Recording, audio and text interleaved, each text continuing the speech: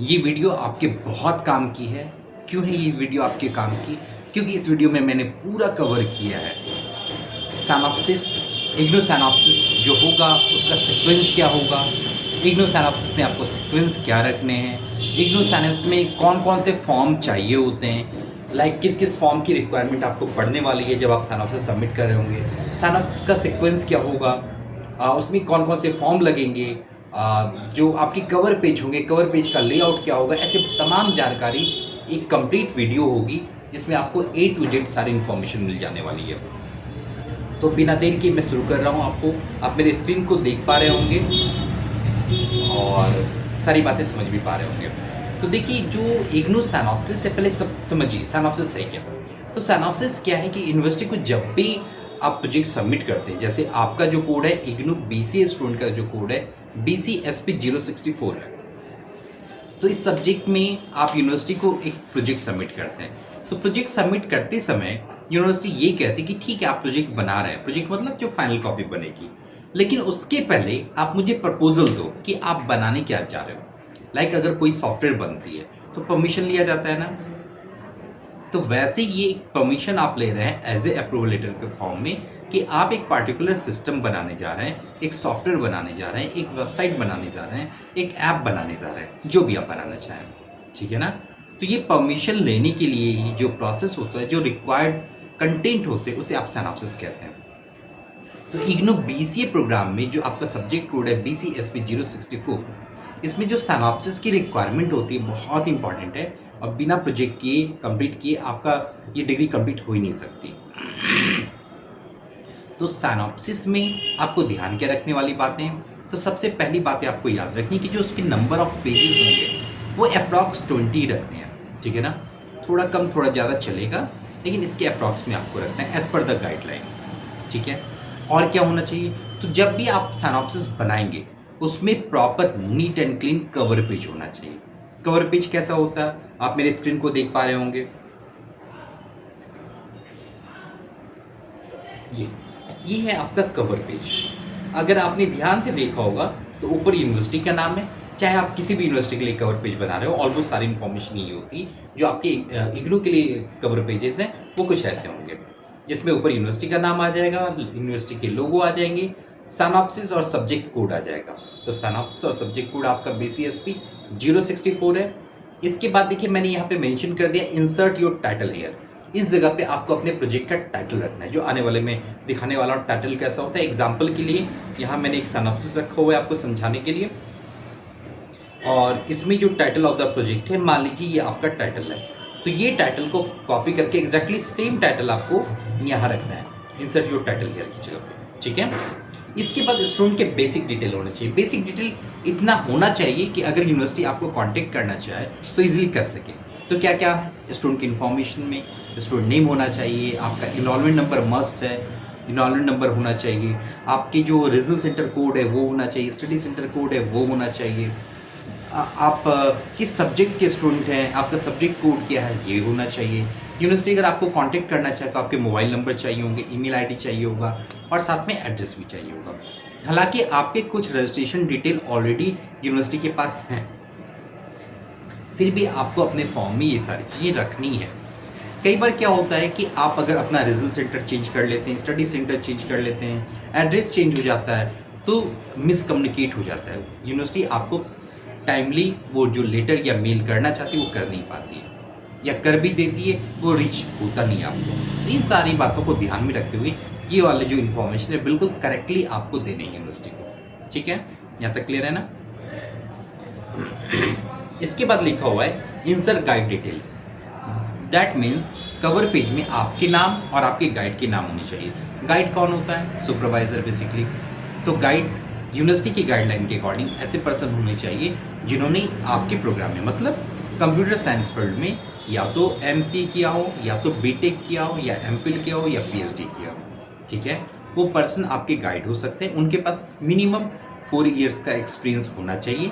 वैसे आपके गाइडलाइन में 2 इयर्स लिखा हुआ है कहीं पे, आप अभी भी गाइडलाइन को भी गो थ्रू करा दूंगा जिससे आपको आइडिया क्लियर हो जाए, लेकिन मेरे अकॉर्डिंग कम से कम 4-5 इयर्स का एक्सपीरियंस होना चाहिए, ठीक है ना। ये हो गया। गाइड के बायोडाटा चाहिए होते हैं, उनका ID प्रूफ चाहिए होता है, तो ये सारी चीज़ें होती है बेसिकली। तो आपने समझा कवर पेज होता क्या है, क्लियर है, ठीक है ना। एक बार मैं प्रोजेक्ट की गाइडलाइन को गो थ्रू कर देता हूँ कि ठीक है आपने सिनॉप्सिस बना ली, तो सिनॉप्सिस में रखनी क्या क्या है, कैसे रखनी है, ठीक है ना। तो ये इग्नू प्रोजेक्ट का गाइडलाइन है और सर्टिफिकेट ऑफ पॉजिटिविटी मैंने ओपन रखा है। ये फॉर्म आपको अभी मैं समझाऊंगा कौन कौन से फॉर्म चाहिए होते हैं। तो पहले गाइडलाइन को समझिए। वैसे आपने भी गाइडलाइन देखी होगी, बहुत सारी बातें हैं इसमें मेंशन, आप गो थ्रू कर लीजिएगा। मैं इसको समराइज वे में समझा देता हूँ ताकि आपका टाइम सेव हो पाए, ठीक है ना। सबसे पहले आपको ये डेट शेड्यूल बहुत ही क्लियरली पता होना चाहिए। जो सिनॉप्सिस सबमिशन होता है रीजनल सेंटर में होता है, ठीक है ना। कहाँ सबमिट करेंगे, रीजनल सेंटर में। इस वाले को इग्नू मैदानगढ़ी पे मत भेज दीजिएगा, आप अपने रिस्पेक्टिव रीजनल सेंटर पे सबमिट कीजिएगा। बीसीए प्रोग्राम और एमसीए प्रोग्राम में बेसिकली डेट शेड्यूल क्या है, तो साल में 2 बार ये सबमिशन होता है, ट्वाइस ए ईयर, जिसमें 1 अप्रैल से 30 जून एक स्लॉट होता है और दूसरा 1 अक्टूबर से 31 दिसंबर का दूसरा स्लॉट होता है। तो ओल्डर स्लॉट तो निकल चुके हैं और जो अभी स्लॉट चल रहा है वो स्टार्ट हो चुका है। अप्रूवल कब आता है, बहुत सारे स्टूडेंट कॉल करते हैं कि सर अप्रूवल कब तक मिलेगा। तो क्लियरली यूनिवर्सिटी कहती है कि आपको जो अप्रूवल मिलने वाला है वो 30 डेज में मिलने वाला है, जब भी आप सिनॉप्सिस सबमिट करेंगे। तो सेफ साइड होना क्या चाहिए, जैसे ही सबमिशन विंडो ओपन हो आपको सिनॉप्सिस सबमिट कर देना चाहिए। इससे क्या होगा, आपके अप्रूवल जल्दी आ जाए। अगर बाय चांस हमारे एंड से वैसे जो भी सबमिट होते हैं वो सारे अप्रूव कर दिए जाते हैं, क्योंकि ऑलमोस्ट सारी गाइडलाइन को फॉलो किया जाता है। फिर भी अगर आपने अपने एंड से या किसी भी वजह से सबमिट किया और वो रिजेक्ट हो गया, तो रिजेक्शन के बाद भी आपको वो विंडो मिलेगा जिसमें आप दोबारा सिनॉप्सिस सबमिट कर सकें, ठीक है ना। इसलिए जब भी विंडो ओपन हो सिनॉप्सिस सबमिशन का डेटा है तो आपको इमीडिएट सबमिट करना चाहिए। कब सबमिशन होगा, तो 1 जुलाई से 30 सितंबर for project proposal that have been approved during 1 April to 31 June slot. अब इसमें यहाँ पे 2 स्लॉट है और एक तो है 1 जुलाई से 30 सितंबर और दूसरा है 1 जनवरी से 31 मार्च। मान के चलिए आपका जो सिनॉप्सिस मतलब प्रोजेक्ट प्रपोजल वो सबमिट हुआ है और सबमिशन के बाद आपका अप्रूवल आ गया है, तो 1 जुलाई से 30 सितंबर जो डेट है इसको ध्यान से देख लीजिए, have been approved during the 1 April to 30 June. मतलब 1 अप्रैल से 30 जून के बीच में अगर आपका सिनॉप्सिस अप्रूव हो गया है तो 1 जुलाई से 30 सितंबर के बीच आप रिपोर्ट सबमिट कर रहे हैं, तो आपको 30 सितंबर तक का वेट नहीं करना है। 1 जुलाई से विंडो ओपन होगा, इमीडिएट आपको अप्रूवल लेटर आएगा, आप बाइंडिंग कराइए और सबमिट कर दीजिए, ठीक है। अगर आपने सिनॉप्सिस सबमिट नहीं किया, आप ये फर्स्ट टाइम सबमिट करने जा रहे हैं, तो भी विंडो का ध्यान रखना है आपको और टाइमली आपको सिनॉप्सिस सबमिट करना है। अगर इस स्लॉट में सिनॉप्सिस सबमिट करेंगे लगभग 30-40 डेज के बाद आपको अप्रूवल लेटर मिल जाएगा, ठीक है। फिर भी कोई परेशानी हो रही हो तो आप मुझे कॉन्टेक्ट कर सकते हैं, ओके। जो सेशन है आपके सामने जुलाई का सेशन है, जनवरी का सेशन है। अगर फॉर प्रोजेक्ट रिपोर्ट, ये रिपोर्ट की बात हो रही है और वाइवा की बात हो रही है बेसिकली। वाइवा कब कंडक्ट होगा, अगर मान लीजिए अगर जुलाई में जो वाइवा कंडक्ट होंगे उनके प्रोजेक्ट रिपोर्ट 1 जनवरी से 31 मार्च वाले स्लॉट में सबमिट हो जानी चाहिए, तो उनका जो वाइवा होगा वो जुलाई के आसपास होगा, ठीक है ना। और ऐसे स्टूडेंट जो 1 जुलाई से 30 सितंबर के स्लॉट में सबमिट कर चुके हैं तो उनका वाइवा जो होगा वो जनवरी के आसपास होता है, ठीक है। तो ये डेट वेरी भी करता है, यूनिवर्सिटी में वेरी कर सकते हैं, है ना। तो आपको बस अपने सबमिशन का डेट ध्यान रखना है और अपनी ईमेल को वॉच करते रहना है कि अप्रूवल लेटर आ रहा है तो उसका कंफर्मेशन आएगा आपके पास, वाइवा के डेट आ रहा है तो उसका कंफर्मेशन आएगा, क्लियर है। तो ये टाइम स्लॉट आपने समझ लिया। अब समझने वाली बात क्या है, ये है आपका सिनॉप्सिस परफॉर्मा फॉर्म, जो कि बहुत नेसेसरी डॉक्यूमेंट है और ये जब आप सिनॉप्सिस सबमिट करेंगे तो इसी पे एक्चुअल में अप्रूवल लेटर आता है। दैट मीन्स यहाँ जो सेक्शन आप देख रहे हैं, सिग्नेचर ऑफ द स्टूडेंट और सिग्नेचर ऑफ द गाइड, इसके ठीक नीचे देखिए यहाँ पे लिखा है अप्रूव्ड। तो यूनिवर्सिटी क्या करेगी, अप्रूव्ड पे टिक करेगी और यहाँ पे अपनी स्टाम्प और सिग्नेचर करके आपको भेज देती है। ये आपका अप्रूवल लेटर बन जाता है जो रिपोर्ट में चाहिए होता है। फॉर्म में बेसिक इन्फॉर्मेशन आपको फिल करना चाहिए, कई बार फिर भी स्टूडेंट मिस्टेक कर लेते हैं, तो ध्यान से देखिए क्या है। इनरोलमेंट नंबर आपको पता है, आपका अपना enrolment number, regional centre, study centre, वो कोड आपको पता है, कई बार होता है कि स्टडी सेंटर आपका चेंज हो जाता है, रीजनल सेंटर आपने चेंज करा लिया होता है, तो वो इन्फॉर्मेशन ज़रूर आप मतलब वेरीफाई करके ही फिल कीजिएगा। ऐसा ना हो कि आपके रीजनल सेंटर अगर शिफ्ट हो गए हैं, आपने एड्रेस चेंज करा लिया हो, तो आप पुराने वाले रीजनल सेंटर पे सबमिट कर दें, तो वो फिर प्रोसेस घूमता रहेगा पर कभी कंप्लीट नहीं हो पाता है ना। इन बातों का ध्यान रखना है आपको अच्छे से। यहाँ पे आपको कंप्लीट एड्रेस मेंशन करना है स्टूडेंट का, email ID and phone number बिल्कुल क्लियरली मेंशन होना चाहिए। फिर एक title of the project, title of the project में एकदम कैपिटल लेटर में, ये फॉर्म प्रॉपर आप कैपिटल लेटर में फिल कीजिए। वहाँ पे आप जो साइनॉप्सिस का टाइटल आपने डिसाइड किया है वो वहाँ पे एंटर कर दीजिए, ठीक है।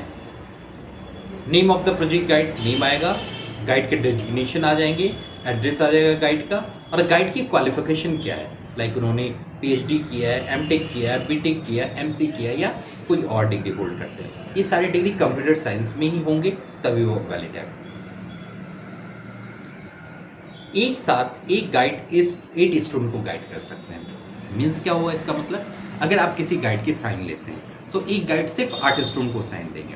दैट मीन्स अगर मान के चलिए हमारे पास अगर 100 स्टूडेंट को मैंने सपोर्ट किया है प्रोजेक्ट के लिए, तो 100 के 100 स्टूडेंट पे साइन एक ही नहीं होंगे, मतलब सब पे साइन मेरे नहीं होंगे। कुछ में 8 में मेरे साइन होंगे, 8 में किसी और मेरे फैकल्टी मेंबर के साइन होंगे, किसी और प्रोफेसर के साइन होंगे। इस तरह से हम स्टूडेंट को सपोर्ट प्रोवाइड कराते हैं ताकि आपको सीमलेसली टाइमली सपोर्ट मिल पाए। ओके, तो ये बातें क्लियर हो गई। अगर आप अपनी एंड से भी कोई गाइड्स अरेंज करते हैं या साइन लेते हैं या अपने स्टडी सेंटर से या कहीं से भी साइन अरेंज करते हैं, मेक श्योर 8 से ज़्यादा स्टूडेंट को साइन नहीं मिलना चाहिए, ठीक है।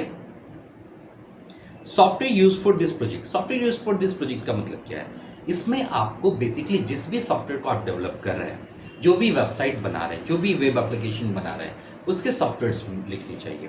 लाइक कैसा हो सकता है, एग्जाम्पल के लिए मैं बताऊं, अगर आपका प्लेटफॉर्म है PHP, लैंग्वेज आप PHP यूज़ कर रहे हैं, डाटाबेस में MySQL यूज़ कर रहे हैं, XAMPP आप यूज़ कर रहे हैं, तो ये यहाँ पे कॉम्बिनेशन लिख सकते हैं PHP, MySQL, HTML, CSS, XAMPP, ऐसा कुछ लिख सकते हैं। अगर आपका प्लेटफॉर्म जावा है तो जावा लिखेंगे, जावा के साथ भी कॉम्बिनेशन कंप्लीट होनी चाहिए।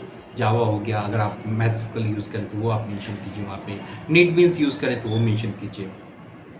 अगर आप पाइथन यूज़ कर रहे हैं तो पाइथन के साथ जो कॉम्बिनेशन कंप्लीट हो रहा है पाइथन हो गया। फिर अगर आप डाटाबेस में कोई लैंग्वेज यूज़ कर रहे हैं वो मेंशन कर दीजिए। तो इस तरह से आपका ये कंप्लीट मेंशन करना है। इन चीज़ों में कहीं भी कोई भी परेशानी हो रही तो आप बेशक हमें कांटेक्ट कर सकते हैं, व्हाट्सएप कीजिए, व्हाट्सएप पे अपनी क्वेरी ड्रॉप कर दीजिए, हमारे एंड से आपको फ्री ऑफ कॉस्ट उसका रिप्लाई आ जाएगा कि उसकी प्रॉब्लम का सॉल्यूशन क्या हो सकता है, ठीक है ना। उसके लिए कोई चार्ज नहीं है, ऐसे सजेशन के लिए कोई चार्ज नहीं है, ठीक है ना। हाँ, अगर आप हमारे एंड से कंप्लीट वर्क चाहते हैं, लाइक आपके लिए हमारी टीम साइनॉप्सिस बना के दे तो, या प्रोजेक्ट रिपोर्ट बना के दे, कोडिंग करे, तो इसकी नॉमिनल चार्जेस होते हैं, ठीक है।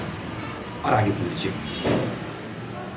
यूनिवर्सिटी आपको यहाँ पे अप्रूव करके देगी और यहाँ पे सजेशन में मेंशन करेगी।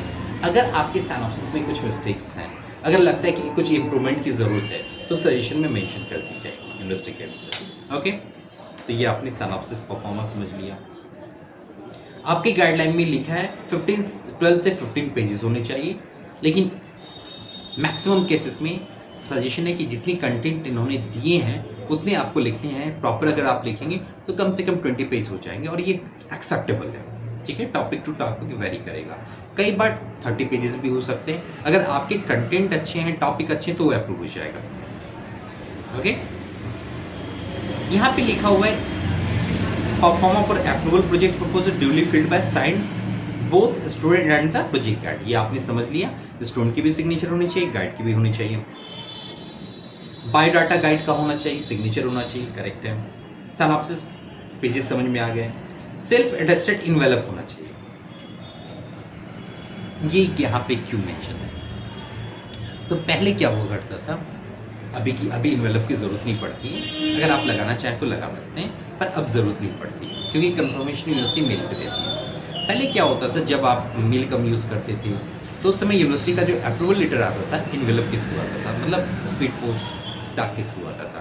तो जो आप इनवेलप पे अपना एड्रेस मेंशन करके सबमिट कर देते यूनिवर्सिटी में, उसी लिफाफे में आपका अप्रूवल लेटर पोस्ट कर दिया जाता था। दोबारा आपसे पहले ही उस पर स्टाम्प टिकट वगैरह लगवा लिए जाते थे ताकि उनको कोई फॉर्मेलिटी ना करना पड़े, वो अपना अप्रूवल लेटर इन करें, लिफाफे को पोस्ट ऑफिस में दें और वो इजीली पहुंच जाए।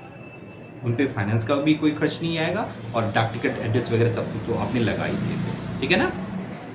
तो उस समय यूज़ होता था, अब इसके यूज़ नहीं होते। मतलब अभी हाल फिलहाल मैंने जो देखा है 4-5 सालों में एक भी स्टूडेंट से मैंने सबमिट नहीं कराया है और सबके अप्रूवल लेटर ऑनलाइन आए, वाया मेल आए, या तो उनके पास मैसेज आया और कंफर्मेशन मैसेज के बाद उनको आरसी जाना पड़ा और वहाँ से उनको कलेक्ट करना पड़ा है अप्रूवल लेटर, ठीक है ना। कोई क्वेरी हो कॉल कीजिए या व्हाट्सएप कीजिएगा। चलो आगे समझिए। सवाल होता है कि आपके प्रोजेक्ट में क्या क्या कंटेंट होना चाहिए। तो ये टोटल कंटेंट है जो आपके प्रोजेक्ट में होना ही होना चाहिए। इसके अलावा कुछ कंटेंट हो जाए तो चलेगा, मार्क्स फिर बढ़ेंगे, आपके अच्छे मार्क्स आएंगे। और इन मार्क्स का यहाँ पे बहुत बड़ा रोल है आपके ग्रेडिंग में। अगर यहाँ पे मार्क्स अच्छे आ गए तो आपका ग्रेड काफ़ी ज़्यादा बढ़ जाएगा, क्योंकि ये बहुत ज़्यादा मार्किंग सब्जेक्ट है। तो टाइटल होना चाहिए, इंट्रोडक्शन होना चाहिए, ऑब्जेक्टिव होना चाहिए, प्रोजेक्ट की कैटेगरी क्या है ये आपको लिखना है। यहाँ पे कई सारे डायग्राम हैं, ER diagram slash class diagram slash database design. तो इसमें सारा कंपल्सरी नहीं है, कुछ डायग्राम्स आपको लगाने ही चाहिए। जैसे ईआर डायग्राम और डीएफडी, ये दोनों कंपल्सरी आपको होनी चाहिए आपके प्रोजेक्ट में। जितने मॉड्यूल्स हैं डीएफडी लगाएंगे कम से कम सेकेंड लेवल तक, ठीक है। जो भी प्रोजेक्ट की कैटेगरी चूज़ करें वो आप मेंशन करेंगे। नंबर ऑफ मॉड्यूल्स, कितने मॉड्यूल्स बन रहे हैं वो आप मेंशन करेंगे। डाटा स्ट्रक्चर क्या है, डाटाबेस डिज़ाइन क्या है, प्रोसेस लॉजिक क्या है, टेस्टिंग डिटेल्स क्या है, रिपोर्ट जनरेशन क्या है, टूल्स क्या यूज़ कर रहे हैं। और यहाँ पे मेंशन है are you doing this project for any industry और क्लाइंट। तो अगर आप किसी क्लाइंट के लिए बना रहे हैं तो यस कीजिएगा, अगर नहीं बना रहे हैं तो नो कीजिएगा। मोस्ट ऑफ द केस में आप किसी क्लाइंट के लिए नहीं बना रहे होते, आप यूनिवर्सिटी पर्पज के लिए बना रहे हैं, तो आपका जो आंसर होगा नो होगा। क्लियर है यहाँ तक। Next, future scope and further enhancement होना चाहिए। एलिजिबिलिटी ऑफ द गाइड की ये एलिजिबिलिटी है, लाइक वो पीएचडी या एमटेक हो या एमफिल हो कंप्यूटर साइंस में, या फिर वो बीई बीटेक हो कंप्यूटर साइंस में, या एमसीए या एमएससी हो कंप्यूटर साइंस में। मिनिमम 2 इयर्स लिखा गया है ना। लेकिन मैंने कई बार देखा गया कि 2 इयर्स एग्जैक्टली 2 इयर्स वाले का रिजेक्ट भी कर देती है यूनिवर्सिटी। तो आप कम से कम 4 to 5 इयर्स वाले ही गाइड रखिएगा, ताकि उन्हें गाइड करने का एक्सपीरियंस हो, ठीक है, और वो प्रॉपर आपको गाइड भी करना है। ओके,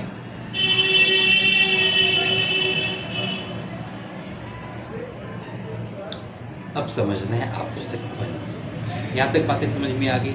सिनॉप्सिस कैसे बनता है ये समझ में आ गई। सिनॉप्सिस दिखेगा कैसे वो आप समझिए। सिनॉप्सिस जो होगा, जैसा आपको मैंने अभी समझाया, वैसे ही आपको टाइटल रखने हैं, इंट्रोडक्शन रखना है, ऑब्जेक्टिव रखना है, प्रोजेक्ट की कैटेगरी रखनी है, कौन कौन से सॉफ्टवेयर यूज़ कर रहे हैं, हार्डवेयर्स क्या है, सॉफ्टवेयर्स क्या है, ये प्रॉपर एसआरएस रखने हैं, सिस्टम एनालिसिस में कौन कौन सा है ये सारा रखना है आपको। डीएफडी प्रॉपर आपको बनाना है, जो इमेजेस हैं वो प्रॉपर आपको बनाने हैं, ईआर डायग्राम प्रॉपर बनाने हैं आपको। जितने भी मॉड्यूल्स आपने देखे, मॉड्यूल्स का डिस्क्रिप्शन वो आपको लिखने हैं, डाटाबेस का डिटेल लिखना है, रिपोर्ट जनरेशन लिखना है, टेस्टिंग के बारे में लिखना है, और फिर ये सारे प्रोसेस लिखने हैं, सिक्योरिटी के बारे में बात करना है, सिक्योरिटी मैकेनिज्म क्या यूज़ कर रहे हैं, फर्दर इन्हांसमेंट क्या है, फ्यूचर स्कोप क्या है प्रोजेक्ट का, लिमिटेशन क्या है, बिब्लियोग्राफी क्या है। तो आपने जो सेक्शन अभी गाइडलाइन में देखा था उससे कहीं ज़्यादा कुछ यहाँ पे मेंशन है, वो इसलिए ताकि आपके ग्रेडिंग, आपके मार्क्स ज़्यादा अच्छे हो पाए। तो अगर आप ऐसी कोई सिनॉप्सिस चाह रहे हैं हमारे एंड से, कंप्लीट सपोर्ट मिलेगा, प्रॉपर सिनॉप्सिस आपको मिलेगी। अगर आप नियर बाय स्टूडेंट के हैं तो आप आके कलेक्ट भी कर सकते हैं, अदरवाइज हमारे एंड से all over India PDF file भेजी जाती है, प्रॉपर कस्टमाइज प्रोजेक्ट बना के आपको पीडीएफ फाइल मिलेगी। उस फाइल को रिसीव कीजिए, कोई भी क्वेश्चन समझ ना आए तो मुझसे डिस्कस कीजिए। अगर कोई मॉडल समझ ना आ रहा हो, या इंट्रोडक्शन नहीं समझ में आ रहा है, या कुछ चीज़ें बनी कैसे, वो आप उससे एक्सप्लेन कर सकते हैं, डिस्कस कर सकते हैं। तो उस पीडीएफ फाइल को जस्ट प्रिंट कीजिए, साइन की फॉर्मेलिटी कीजिए और सबमिट कर दीजिए। अगर आप सबमिशन ऑफलाइन कर रहे हैं, अब मोस्ट ऑफ द केस में अगर आप BCA OL ऑनलाइन वाले स्टूडेंट हैं तो आपको LMS पोर्टल दिया गया है, आप सेम पीडीएफ फाइल को साइन फॉर्मेलिटी करके अपलोड कर सकते हैं अपने पोर्टल पे, आपको ऑफलाइन सबमिट करने की ज़रूरत नहीं होती है, ठीक है ना। तो ऐसी कोई भी रिक्वायरमेंट हो, कोई भी ज़रूरत हो, या कोई भी सपोर्ट चाहिए, आप बेझिझक हमें कॉन्टेक्ट कर सकते हैं। ओके, ठीक है। अब रही बात सिनॉप्सिस बन चुकी। अब सिनॉप्सिस बनने के बाद सीक्वेंस क्या रखना है आपको, है ना, इंपॉर्टेंट सवाल है। इसको बड़े ध्यान से समझिएगा। सीक्वेंस में पहला सीक्वेंस होगा आपका कवर पेज, जो आपने समझा, ठीक है। कवर पेज के बाद दूसरा सीक्वेंस होगा synopsis pro forma, okay, second synopsis pro forma. Third हो गए सर्टिफिकेट ऑफ ओरिजिनलिटी। हालांकि ये डॉक्यूमेंट रिपोर्ट में लगाए जाते हैं, पर मेरा सजेशन है सिनॉप्सिस में भी लगा दीजिए। वो इसलिए कई बार क्या होता है कि गाइड अगर आपके चेंज हो जाते हैं या आपको बाद में गाइड मिलते नहीं है, तो एटलीस्ट आपके पास साइन किए हुए डॉक्यूमेंट होंगे। तो अगर आप सिनॉप्सिस में लगाना चाहें तो सर्टिफिकेट ऑफ ओरिजिनलिटी लगा दीजिए। अगर नहीं लगाना चाहें तो भी आप गाइड से साइन करा के अपने पास रख लीजिए, जो कि आपको बाद में काम में आएगा, ठीक है ना। फोर्थ है आपका गाइड डॉक्यूमेंट। गाइड डॉक्यूमेंट में क्या क्या होगा, तो गाइड के बायोडाटा या रिज्यूमे लगा सकते हैं, कोई भी एक आईडी प्रूफ लगा सकते हैं। कभी कभी कोई आरसी रीजनल सेंटर आपसे कुछ एडिशनल प्रूफ की रिक्वायरमेंट करती है, लाइक गाइड का मार्कशीट दे दो या कुछ और, तो वो आपको देना पड़ेगा। ये रेयर ही मैंने देखा है, खास करके मैंने देखा है कि नोएडा के जो आरसी हैं ये ज़्यादा मांगते हैं डॉक्यूमेंट, अदरवाइज बाकी आरसी एक्सेप्ट कर लेते हैं इसलिए, ठीक है। ये तो हमारा हेल्पलाइन नंबर हो गया। ये सारे सपोर्ट आपको हमारे एंड से मिल जाते हैं। Title, synopsis, project report, viva के क्वेश्चंस, वाइवा प्रिपरेशन की बातें, ये सारा कुछ मिल जाएगा। इसके बाद गाइड डॉक्यूमेंट के बाद आपका कंप्लीट सिनॉप्सिस आ जाता है। इन सारे फाइल्स को आपको स्पाइरल बाइंडिंग करनी पड़ेगी। लाइक रिपीट कर देता हूँ, कवर पेज हो गया आपका, कवर पेज के बाद सिनॉप्सिस की परफॉर्मा हो गई, ये हो गया कवर पेज, ये हो गया synopsis pro forma, certificate of originality, guide के सीवी, आईडी प्रूफ, इसके बाद सिनॉप्सिस। इन सबको पीडीएफ फाइल बना के अपलोड करना है आपको। कहाँ? अपने एलएमएस पोर्टल पे, अगर आप ऑनलाइन वाले स्टूडेंट हैं। अगर आप ऑफलाइन वाले स्टूडेंट हैं तो आपको ये सारा स्पाइरल बाइंडिंग के फॉर्म में अपने रीजनल सेंटर पे सबमिट करना है। आई होप एकदम क्लियर होगा आपको ये सारी बात, ठीक है। अब सवाल होता है कि टाइटल कैसे सेलेक्ट करें, कैसा टाइटल रखें, है ना। तो टाइटल के लिए बेसिकली आपको हमारे इनसे सपोर्ट मिल जाएगा। अगर आपको टाइटल समझ नहीं आ रहा है, टाइटल कैसे बनाएं, कहाँ से लें, नहीं समझ में आ रहा है, तो आपके पास दो ऑप्शन है। पहला ऑप्शन ये कि यूनिक टाइटल आप हमारे एंड से ले सकते हैं। टाइटल किस तरह के होते हैं मैं आपको एक बार ब्रीफिंग करा देता हूँ।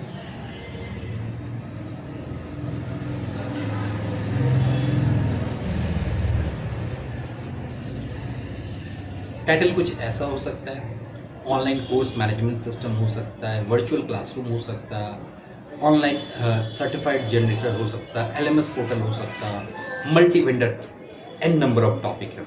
इनमें से कोई भी एक यूनिक टॉपिक मैं आपको अलॉट करूँगा, ठीक है, जिससे आपका अप्रूवल हो जाए। ओके, पहली बात। दूसरी बात, अगर आप अपनी एंड से चेक करना चाहते हैं कि आप कुछ टॉपिक सेलेक्ट कर पाएँ या कम बजट में आप परचेज़ कर पाएँ, तो आपको एक ऑप्शन आपके लिए अवेलेबल है। आप इस वेबसाइट पे आ सकते हैं ignofriend.com पे, और यहाँ से यहाँ आपको बहुत सारे हज़ारों टॉपिक मिल जाएंगे। स्क्रॉल कर ली जाइए, सबकी प्राइसिंग भी मेंशन है और यहाँ से आप परचेज़ कर सकते हैं। अगेन ये जो टॉपिक है ये डिस्क्लोज़ किए हुए टॉपिक हैं। इस टॉपिक पे सबमिशन पहले किसी ने किया भी हो सकता है, तो आपको इस बातों पर ध्यान रखना है। ओके, और बाकी अगर आप कस्टमाइज टॉपिक चाहते हैं हमारे एंड से, तो आपको बस टॉपिक मिलेगा और प्रॉपर यूनिक कंटेंट मिलता है हमारे एंड से, ताकि आपका वर्क कंप्लीट हो जाए। तो दोनों ही ऑप्शन आपके सामने है। ग्रेडिंग के लिए, अच्छे मार्क्स के लिए आपको कस्टमाइज टॉपिक चूज़ करना चाहिए। अगर आप प्री बिल्ड मतलब पहले से बना हुआ अगर कोई प्रोजेक्ट चाह रहे हैं, वो आपको मैंने साइट बता दिया ignofriend.com, आप यहाँ से भी चेकआउट कर सकते हैं, ठीक है ना। आई होप आपके सारे क्वेश्चंस क्लियर हो गए होंगे। फिर भी अगर कोई डाउट, कोई क्वेश्चंस रह रहा है तो आप मुझसे पूछ सकते हैं, मुझसे डिस्कस कर सकते हैं। सबसे बड़ी बात, प्रोजेक्ट जो है, जो आपके थ्योरी और प्रैक्टिकल एग्जाम होते हैं ना, उससे कहीं ज़्यादा इम्पॉर्टेंट है। क्यों होता है? क्योंकि आपकी जो मार्किंग सिस्टम है ना, वो क्रेडिट बेस्ड है। प्रोजेक्ट में कई ज़्यादा क्रेडिट होते हैं, ठीक है ना। तो इसकी वजह से क्या होता है कि अगर आप इस प्रोजेक्ट में अच्छे मार्क्स लाते हैं, तो आपका जो फाइनल जो टोटल मार्क्स होने वाले हैं वो काफ़ी अच्छे हो जाएंगे, इम्प्रूव हो जाएंगे, आपकी डिग्री इम्प्रूव हो जाएगी। तो टाइमली आप साइनॉप्सिस सबमिट कर दीजिएगा इस सेशन के स्टूडेंट, और जिनकी साइनॉप्सिस अप्रूव हो चुके हैं और जिनका रिपोर्ट सबमिशन का डेट आ रहा है वो अपनी रिपोर्ट टाइमली सबमिट कर दीजिएगा। अगर कहीं भी आपको टाइटल बनाने में परेशानी आ रही है, साइनॉप्सिस बनाने में परेशानी आ रही है, प्रोजेक्ट रिपोर्ट आपने साइनॉप्सिस तो अप्रूव करा लिया पर प्रोजेक्ट रिपोर्ट नहीं बन पा रहा है, आपको समस्या आ रही है कैसे बने, तो हमें कांटेक्ट कर सकते हैं। इवन वाइवा प्रिपरेशन के लिए भी आप हमें कांटेक्ट कर सकते हैं, ठीक है ना। कोई भी क्वेरी है बेशक कांटेक्ट कीजिए। All the best, happy learning.